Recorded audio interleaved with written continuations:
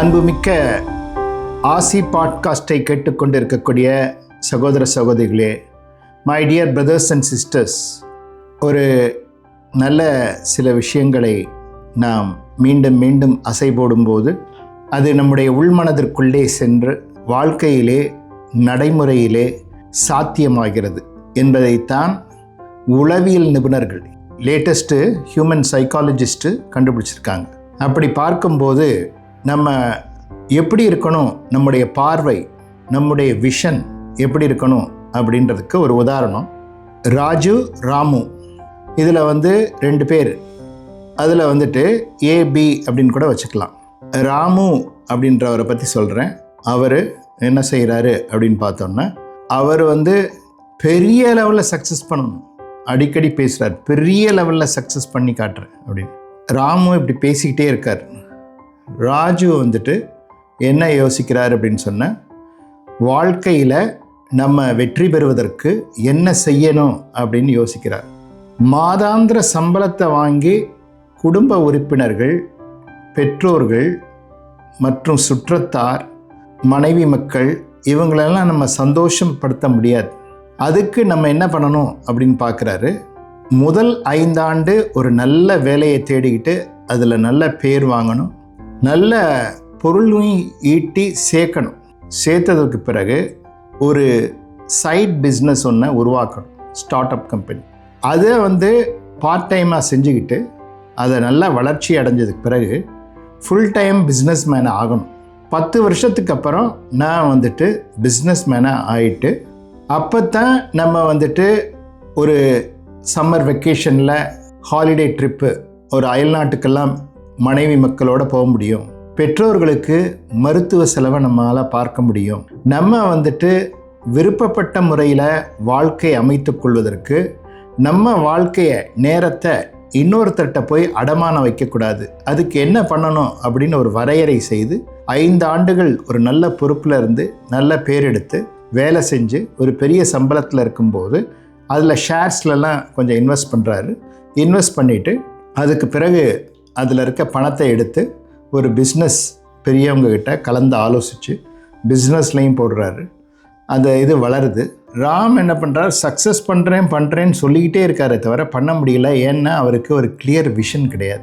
அந்த வகையில் பார்க்கும்போது நமக்கு இந்த மதிநுட்பம் என்பது நம்ம வளர்த்து கொண்டே வரணும். நம்ம இன்டலெக்டை ஷார்பன் பண்ணிக்கிட்டே வரணும்.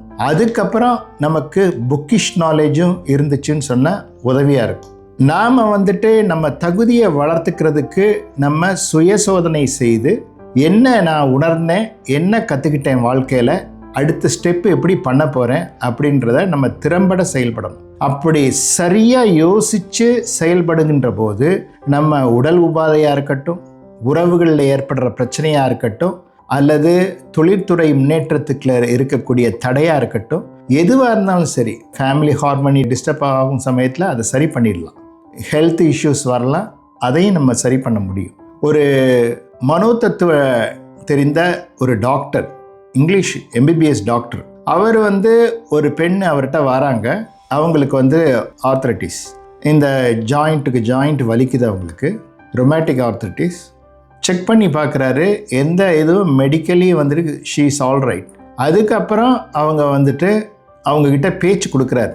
பேச்சு கொடுக்கும்போது அவங்க வாயிலிருந்து ஒரு வார்த்தை வருது, என்னம்மா உங்களுக்கு என்ன குறை, என்ன நீங்கள் நினச்சிக்கிட்டு இருக்கீங்க, உங்கள் எதிர்காலத்தை பற்றிய என்ன, உங்களுடைய நினைவு எப்படி இருக்குது, இப்படின்லாம் பேச்சு கொடுக்கும்போது அவங்க சொல்கிறாங்க, அடுத்த 3 மாதத்தில் டாக்டர் நான் வீல் சேரில் உட்காந்துருவேன், என்னால் நடக்க முடியாது, இதுதான் என் மனக்கண்ணில் தெரிஞ்சுக்கிட்டே இருக்குது அப்படின்னு சொல்கிறாங்க. உடனே அவர் கண்டுபிடிச்சிடுறார், இந்த அம்மா ட்ரிகர் பண்ணுறாங்க, உள்ளுக்குள்ளே இருக்கிற எனர்ஜியை நெகட்டிவாக கன்வெர்ட் பண்ணுறாங்க அப்படின்றத கண்டுபிடிச்சி அவங்களுக்கு சொல்லி கொடுக்குறாரு. இந்த வியாதி வெளியிலேருந்து வரலாமா, அவங்களுக்கு உங்களுடைய எண்ணத்தின் அடிப்படையில் வருது. உங்கள் எண்ணத்தை நீங்கள் என்ன பண்ணணும் அப்படின்னு சொன்னால், நீங்கள் ஆரோக்கியமாகிட்டு வரேன்னு சொல்லுங்கள், ஆரோக்கியமாக அடைகிறதா நினைங்க, அதை உங்கள் மனக்கண்ணில் பாருங்கள். அதிகாலையில் வந்துட்டு எந்திரிக்கும் போதும் நல்ல வார்த்தைகளை சொல்லுங்கள், இரவு தூங்க போகும்போதும் நல்ல விஷயங்களை நல்ல வார்த்தைகளை சொல்லிட்டு படுங்க அப்படின்னு சொல்லி அவங்களுக்கு திரும்பி அடுத்த வாரம் வர சொல்லி எப்படி இருக்காங்கன்னு பார்க்குறாரு. கொஞ்சம் அவங்களுக்கு ஒரு நம்பிக்கை வருது. அவங்க நம்பிக்கையை இன்னும் தூண்டுறாரு. அவர் தூண்டிட்டு அதுக்கப்புறம் 3 மாதத்தில் ரொம்ப நல்லா ஆயிடுறாங்க உடம்பு. இது என்ன, இது பெரிய மெடிக்கல் மிராக்கிளாக இருக்கு, உன்னால் சாதாரணமாகவே நடக்க முடியாது, படியெல்லாம் எப்படி இப்படி ஏறுற அப்படின்னு சொந்தக்காரங்கள்லாம் கேட்குறாங்க. அப்போ நடந்த விஷயத்தை அவங்க சொல்கிறாங்க. இது மாதிரி நிறைய விஷயங்கள் வந்துட்டு இன்றைக்கி உலகத்தில் நடந்துக்கிட்டு இருக்கு. நாம் வந்துட்டு வெளியிலேருந்து பிரச்சனை வர்றதா நினைக்கிறோம். பிரச்சனை நமக்கு உள்ளே இருக்குன்றதை நம்ம கண்டுபிடிக்க தவறிடுறோம். பிரச்சனை நம்முடைய எண்ணங்கள் மூலமாக வருகிறது அப்படின்றத நம்ம அது பூத கண்ணாடி வைத்து நம்முடைய எண்ணங்களை பார்க்கணும். நம்ம மற்றவங்களை பார்த்துக்கிட்டு இருக்கோம். மற்றவங்களை உற்று கவனிக்கிறதால எந்த பலனும் நமக்கு கிடைக்க போகிறதில்ல. உன்னையே நீ அறிவாயின்னு சொன்ன மாதிரி நம்மளை வந்துட்டு நம்ம இன்ட்ராஸ்பெக்ட் பண்ணி நம்ம எதனால வந்துட்டு நம்ம பாதிக்கப்படுறோம், என்ன ஆகுறோம் அப்படின்றத நம்ம கண்டுபிடிக்கணும். அப்படி கண்டுபிடிக்கும் போது நம்மை பற்றிய நமக்கு ஒரு நல்ல அபிப்பிராயம் வரும். நமக்கு உறவுகள்லாம் நல்ல முறையில் மேம்படும். இந்த மாதிரி இந்த மனதோடு சம்பந்தப்பட்ட விஷயங்கள் நிறைய இருக்கிறது. ஒரு நடந்த நிகழ்ச்சி ஒன்று சொல்கிறேன். மேலை நாட்டில் நடந்த நிகழ்ச்சி. அவங்க கணவன் மனைவிக்கு இடையில் லவ் பண்ணுறாங்க, அப்புறம் கல்யாணம் பண்ணிக்கிறாங்க. கணவன் மனைவிக்கு இடையில் அவ்வப்போது ஆர்கியூமெண்ட் வருது. ஆர்கியூமெண்ட் வரும்போது கணவர் சொல்கிறாரு, நம்ம ரொம்ப நாள் சேர்ந்து இருக்க மாட்டோம்னு எனக்கு தோணுது.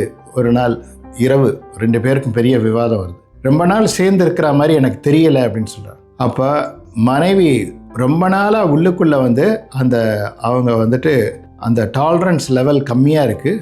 அவங்க சொல்கிறாங்க, சேர்ந்து இல்லைன்னா எந்த பிரச்சனையும் கிடையாது, நீ என்ன வேணா ஆயிட்டு போ, எனக்கு ஒன்றும் பிரச்சனை கிடையாது அப்படின்னு சொல்லி ஒரு வார்த்தையை விடுறாங்க. அன்று இரவு அவர் மாரடைப்பினால் காலமாயிடுறார். சின்ன வயசு தான். அதற்கு பிறகு அவங்களுக்கு என்ன ஆகுது, பெரிய கில்ட்டி ஃபீலிங் வந்துடுது. அதுக்கு பிறகு அவங்க ஏதோ ஜாபெல்லாம் மாற்றி பார்க்குறாங்க. அங்கே ஜாபில் வந்துட்டு ரொம்ப பாராட்டெல்லாம் செய்கிறாங்க. எதுவுமே அவங்களுக்கு இது வரல, அவங்க நினைவில் வந்து நிற்கலை. 3 மாதத்துக்கு ஒரு ஜாப் மாறிக்கிட்டு இருக்காங்க, வீடை மாற்றுறாங்க. ஏன்னா கடைசியாக அவங்களுக்கு வந்து பேசின வார்த்தை, நீ என்ன வேணா ஆகு, நீ இல்லைனாலும் பரவாயில்லன்ற மாதிரி பேசி அவங்க அனுப்புனது. அன்னைக்கு இரவே அவர் இறந்துடுறது பெரிய குற்ற உணர்வு அவங்களுக்குள்ளே ஏற்படுத்துது. அதை எப்படி சரி பண்ணுறது அப்படின்னு அவங்களுக்கு தெரியலை. 1 வருஷம், 2 வருஷம், 3 வருஷம், 4 வருஷம், 5 வருஷம் அப்புறம் சுய பரிசோதனை செய்து எப்படி இது பண்ணுறது அப்படின்றதுல அவங்களுக்கு ஒரு விளக்கம் கிடைக்குது. அந்த இது மனதில் அடியில் பூந்துருச்சு. இந்த தாட்டை எடுக்காமல் நம்ம வந்து வேலையை மாற்றுறது அல்லது இடத்த மாற்றி வீடை மாற்றுறது இதனால எதுவும் பண்ண முடியாது அப்படின்னு சொல்லிட்டு அவங்க எழுதுகிறாங்க. சில விஷயங்கள் என்ன மாதிரி தாட் அவங்களுக்கு அடிக்கடி வருது, எது அவங்கள ரொம்ப டிஸ்டர்ப் பண்ணுது அப்படின்லாம் எழுதுகிறாங்க. எழுதிட்டு பக்கத்தில் ஒரு ரிவர்கிட்ட போய் உட்காந்துட்டு அந்த ரிவரில் வந்து அந்த இது தூக்கி போட்டுடுறாங்க. அந்த ரிவரில் அந்த இது போகுது. அன்னைக்கு இரவு நிம்மதியாக தூங்குறாங்க. அதுக்கு முன்னாடி 5 வருஷமாக தூக்கமே சரி இல்லாமல் ஒரு அரை மணி நேரம் தூங்குறது, அப்புறம் எந்திரிச்சு உட்கார்றது, அப்படி இருந்தவங்க அன்னைக்கு இரவு நெடிய துயல் இருக்குது அவங்களுக்கு. மறுநாள் காலையில் புத்துணர்வோடு எந்திரிக்கிறாங்க. அதுக்கப்புறம் அவங்களுடைய வாழ்க்கை சூழல் மாறுகிறது. அதனால நம்ம வந்துட்டு பிரச்சனைக்கு காரணம் யார், நம்முடைய அவசரப்பட்ட ஹேஸ்டி டிசிஷன் எடுப்போம். திடீர்னு ஒரு நபரை லவ் பண்ணுறேன், கல்யாணம் பண்ணுறேன்னு சொல்லுவோம். ஐ லவ் யூ வெரி மச்னு சொல்லுவோம். அப்புறம் I don't want to see you again அப்படின்னு சொல்லுவோம். இதெல்லாம் மைண்டில் நடக்கிற ட்ராமா. இதில் போய் நம்ம மாட்டக்கூடாது. நம்ம வந்துட்டு என்ன பண்ணணும் அப்படின்னு பார்க்கும்போது மனதை பதஷ்டம் இல்லாமல், அஜிடேஷன் இல்லாமல் வச்சுக்கணும். அப்போ மூளை நல்லா வேலை செய்யும். மூளை நல்லா வேலை செய்யும்போது சரியான முடிவுகளை எடுப்போம். அப்போ நமக்கு வந்து வாழ்க்கையில் வயது ஏறுறது மட்டும் இல்லை, 30 வயதில் இருக்கிற மெச்சூரிட்டி 40 வயதில் இன்னும் அதிகமாகும். 40 வயதை விட 50 வயது அதிகமாகும். 50 விட 60 இன்னும் நல்லா ஆகும். அதுக்கப்புறம் நம்ம ஒரு கலங்கரை விளக்கமாக, மற்றவங்களுக்கு வழிகாட்டக்கூடிய ஒரு லைட் ஹவுஸாக நம்ம மாறிடுவோம். அதனால இன்னைக்கு வந்து என்ன கண்டுபிடிச்சிருக்காங்கன்னா, மென்டல் ஏஜே இன்க்ரீஸ் ஆகலை. சின்ன விஷயத்தில் மைண்டு கிளிங் ஆகிட்டு அந்த லைக்ஸ் அண்ட் டிஸ்லைக்ஸோட போராடிக்கிட்டு 50-60 வயசு ஆளுங்க கூட மெச்சூரிட்டியே இல்லாமல் இருக்காங்கன்னு கண்டுபிடிச்சிருக்காங்க. அந்த மாதிரி இல்லாமல் நம்ம ஓய்வு நேரத்தில் நல்லா புக்ஸை படிக்கணும். சரியான பாதையில் போயிட்டு இருக்கவனான்னு பார்க்கணும். நம்ம சரியான பாதையில் போகிறதுக்கு நல்ல பெரியவர்களுடைய கைடன்ஸ்லாம் கேட்கணும், லிசன் பண்ணணும். மற்றவங்க பேசுகிறத நல்லா கேட்கணும். இளைஞர்கள் நல்லா கேளுங்க. நல்ல புக்ஸை படிங்க. அதுக்கப்புறம் நீங்கள் வந்து பல பேருக்கு வந்துட்டு நன்மை செய்யக்கூடிய ஒரு சக்தியாக மாறிடுவீங்க என்று கூறிக்கொண்டு, உங்களுக்குன்னு ஒரு விஷன் இருக்கணும். சின்ன வயசுலேயே விஷனை யங்ஸ்டர்ஸ் வளர்த்துக்கணும். அந்த விஷனை வந்துட்டு நம்ம வந்துட்டு அடைகிறதுக்கு நமக்கு வந்துட்டு மனோபலத்தை இன்க்ரீஸ் பண்ணணுமா, பேச்சாற்றலை இன்க்ரீஸ் பண்ணணுமா, எழுத்தாற்றலை இன்க்ரீஸ் பண்ணணுமா, எதை இன்க்ரீஸ் பண்ணணும், அதெல்லாம் இன்க்ரீஸ் பண்ணிக்கிட்டே வரணும் அப்படின்னு சொல்லி செல்ஃப் எக்ஸாமின் பண்ணணும். நம்மளை செல்ஃப் எக்ஸாமின் பண்ணி நம்ம என்ஹான்ஸ் பண்ணிக்கிட்டே வரணும். அதுக்கப்புறம் நம்ம லைஃப் ரொம்ப நல்லா இருக்கும். ஓஷோ சொல்வார், நீ செல்ஃபிஷாக இரு, சுயநலமாக இருன்னு சொல்கிறது காரணம் என்னென்னா, இதுதான் காரணம். நம்ம செல்ஃபிஷாக இருன்னு சொன்னால் நம்ம பவர்ஃபுல்லாக ஆக்கிக்கணும். அப்படி பவர்ஃபுல்லாக நம்ம ஆக்கும்போது என்ன ஆகும், நம்மக்கிட்ட இருந்து வர பவர் வந்து மற்றவங்களுக்கு நம்ம முயற்சி இல்லாமலே எஃபர்ட்லெஸ்ஸாக நம்ம நல்லது செஞ்சுட்டு போயிடுவோம். அதனால் இந்த ஆசி பாட்காஸ்ட்டை கேட்டுக்கொண்டிருக்கக்கூடிய பிரதர்ஸ் அண்ட் சிஸ்டர்ஸ், உங்களுக்குன்னு ஒரு விஷனை வளர்த்துக்குங்க, ஒரு கிளாரிட்டியோடு இருங்க.